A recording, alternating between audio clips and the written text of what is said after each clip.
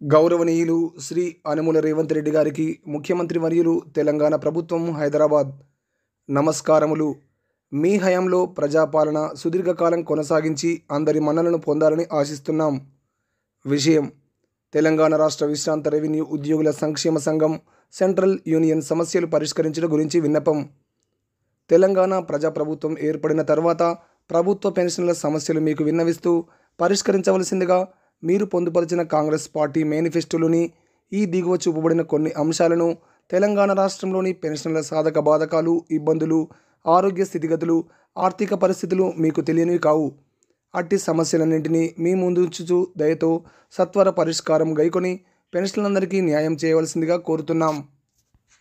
పెన్షన్లకు బకాయి ఉన్న 3 కరువు భత్యంల వాయిదాలు వెంటనే విడుదల చేయాలి. 1 జూలై 2022 మరియు 1 జనవరి 2023 మరియు 1 జూలై 2023 అట్టి బకాయిలన్నీ ఒకే దఫాలో చెల్లించాలి. నిన్ననే కేంద్ర ప్రభుత్వం 1/1/2024కు సంబంధించిన కరువు భత్యం 4% కూడా ఆమోదించింది. 13 మార్చి 2024 వరకు లోక్సభ ఎన్నికల నోటిఫికేషన్ వెలువడుచున్నదని అన్ని మీడియాల ద్వారా తెలియవస్తుంది. కావున 3 డిఏలు వెంటనే మంజూరు చేయవలసిందిగా మనవి చేయుచున్నాం.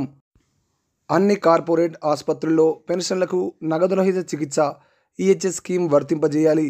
దీని కొరకై పెన్షన్ల బేసిక్ పెన్షన్ నుండి 1% ప్రకారం తమ వంతు కాంట్రిబ్యూషన్ ప్రతి నెల చెల్లించుటకు సమ్మతి తెలియజేయుచున్నాం.